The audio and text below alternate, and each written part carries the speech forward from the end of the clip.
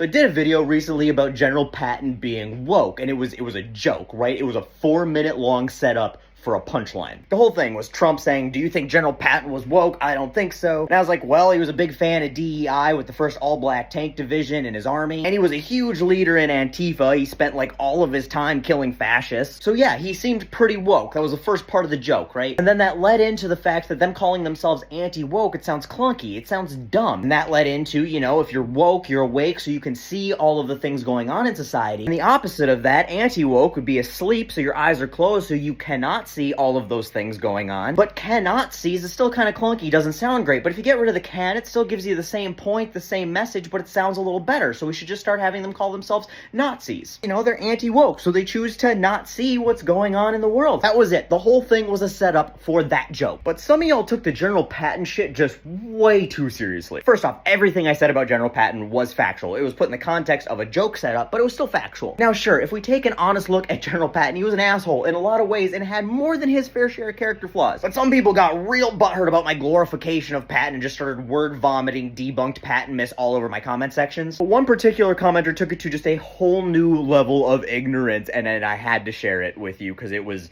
impressively stupid, and I gave him every chance at an out, and he doubled down. So yeah, I'm gonna make fun of him on the internet now. First, he starts out, Patton's nickname was Old Blood and Guts because he was a shit general who didn't care about his troops' casualties. Anyone can throw overwhelming numbers at the other side. It doesn't mean he was a good general. In fact, he was an overglorified piece of shit. Bold statements from a clear student of history. That was like funny, because a quick Google search would have showed him that Patton's armies inflicted 10 times more casualties than they suffered, and they didn't have a higher casualty rate than other Allied armies during the Second World War. And he got his nickname from his violent speeches, because he gave some very graphic speeches. It's like, no, he earned his nickname for having a lust for battle and little regard for the lives of his troops, and then he provides a citation for that claim, and then he tells me not to go all Trumper on him, defending an overglorified D-bag. And sure enough, I went to his citation, and I could see right where he copied and pasted that, and I was almost ready to admit I was wrong, except then I just read the next paragraph. The reality of Patton's genius is quite the opposite. He produced more results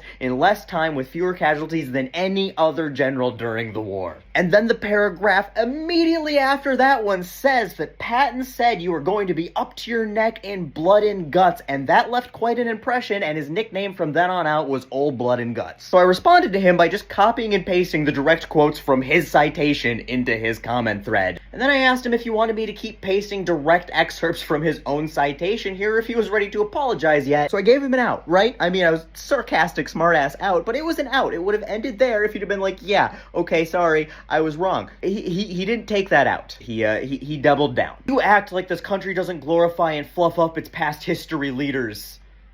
Okay, and then he calls me an ignorant Trumper. Buddy, I need to explain something to you here. I did not act like that. All that happened here was you said something stupid and wrong, and then I told you said something stupid and wrong, and then you gave me something that you thought was proof that you weren't saying something stupid and wrong, and I used your proof to show you that you said something stupid and wrong. That was it. And then, because you didn't want to admit that you said something stupid and wrong, you moved the goalpost to saying that I was saying something that I wasn't saying. And then you moved the goalpost again to saying that he slapped troops, and I never said he didn't slap troops, and I never said him slapping troops was a good thing. And then he had the audacity to say he rebutted all of my claims. Motherfucker, moving the goalpost is not a rebuttal. It's just a pathetic way to be more wrong. My only claim was that your ridiculous claim that you made that General Patton got his nickname Old Blood and Guts because he lacked respect for his troops' lives and would send them to mass casualties to win a battle was factually incorrect. And then the source that you used as a rebuttal proved that you were in fact incorrect. That's it. Game, set, match. Checkmate. Sorry, I sunk your battleship. It is over. There's no rebuttal to that. Like, dude, this was sad. It's funny for me, but it's sad. It's totally okay to be wrong. It's just not okay to be proven wrong and then continue willfully being wrong. And dude, it's just sad and painfully ironic to be willfully wrong while accusing other people of acting like Trumpers. It's truly pathetic. Anyway, to everybody else, I hope you enjoyed that as thoroughly as I did. And just remember, if you're going to share a source, it's usually helpful to read past the very first sentence. Just a little bit.